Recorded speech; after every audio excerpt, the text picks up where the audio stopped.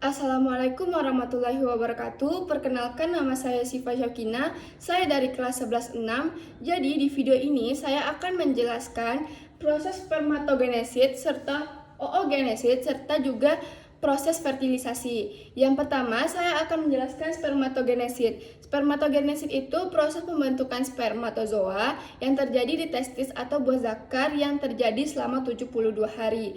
Pada umumnya, spermatozoa memiliki kepala. Bentuk normalnya memiliki kepala dan ekor.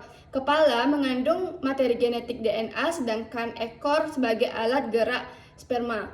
Nah, selanjutnya kita akan masuk ke dalam tahap pembentukannya. Yang pertama, spermatogenesis, atau yang pertama ini adalah spermatogonium. Spermatogonium akan membelah, masih berbentuk diploid atau 2N, membelah secara mitosis dan menghasilkan spermatosit primer. Nah, spermatosit primer masih dalam berbentuk 2N juga, membelah secara meiosis tahap 1 dan akan menghasilkan spermatosit sekunder atau yang ini sudah berbentuk haploid atau N.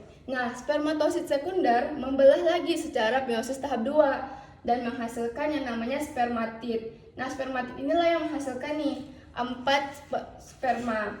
Nah, pada umumnya laki-laki menghasilkan 20 sampai 40 juta sperma dalam mili cairan. Selanjutnya kita akan membahas ke oogenesis. Nih, biar nampak. Nah, oogenesis yang pertama merupakan proses pembentukan sel kelamin wanita yang terjadi di ovarium atau biasa kita sebutnya sebagai sel telur atau sel ovum.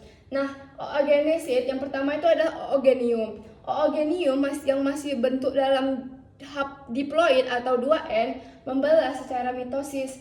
Nah, mitosisnya yang dan menghasilkan yang namanya oogenesis primer.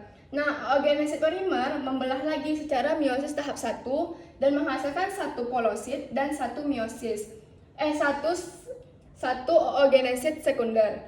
Nah, satu oogenesis sekunder ini membelah lagi secara meiosis tahap 2. Meiosis tahap 2 dia akan menghasilkan satu polosit dan satu ootit. Nah, polosit yang ini membelah juga menghasilkan dua polosit. Nah, jadi akhirnya ada 3 polosit. Nah, ootit yang satu ini yang akan menghasilkan yang namanya sel telur.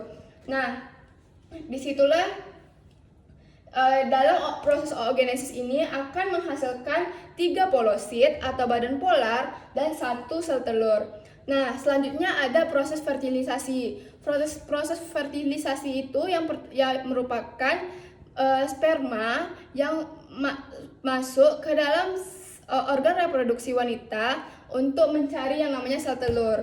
Nah, setelah mereka bertemunya di tuba falopi.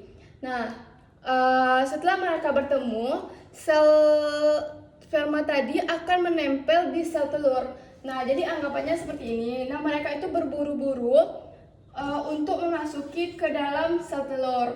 Setelah dari 1000 sel sperma yang berburu untuk masuk ke dalam sel telur, ke dinding sel telur, yang berhasil itu cuma satu. Dia masuk ke dalam sini dan kepalanya masuk ke dalam sel telur.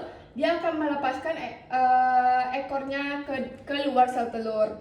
Nah, setelah mereka sel spermanya masuk ke dalam sel telur, maka akan terjadilah berhasillah yang namanya embrio. Embrio itulah yang akan menempel di dinding uterus atau biasa kita sebut sebagai endometrium. Nah, sekian penjelasan saya.